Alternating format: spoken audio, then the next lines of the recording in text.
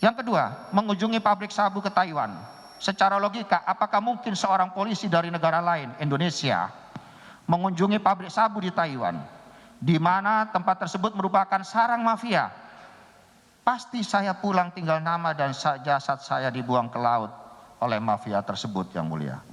Karena praktik mafia narkotika di berbagai negara manapun sangatlah kejam dan intoleran dan sangat tertutup bagi siapapun.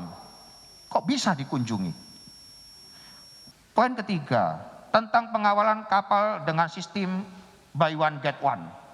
Dapat saya jelaskan bahwa itu sama sekali tidak benar dan hanya untuk membunuh karakter saya supaya saya terkesan sebagai jaringan narkotika besar, jaringan narkotika internasional dan sebagainya, seperti yang sering dikatakan oleh Benny Mamoto dalam beberapa siaran di TV-TV.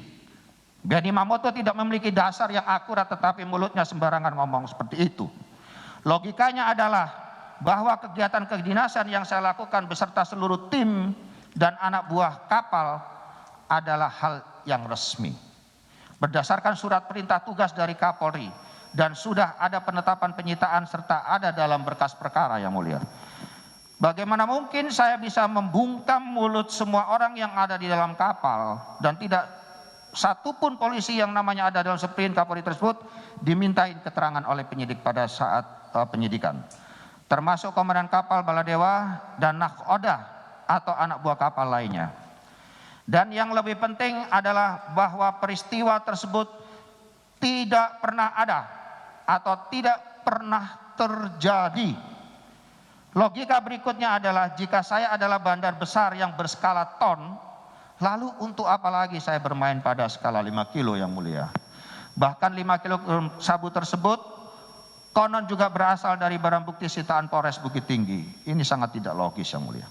Lagi pula, seandainya saya adalah bagian dari sindikat narkotika, sudah pasti, saya ulangi, sudah pasti nama saya sudah ada dalam blacklist di BIN, Mabes Polri, BNN maupun BAIS TNI. Dan tidak mungkin karir saya bisa menanjak dan menduduki beberapa posisi strategis, pasti sudah terendus. Justru sebaliknya, saya menunjukkan komitmen yang tinggi untuk memberantas penyelundupan dan peredaran narkotika ke Indonesia.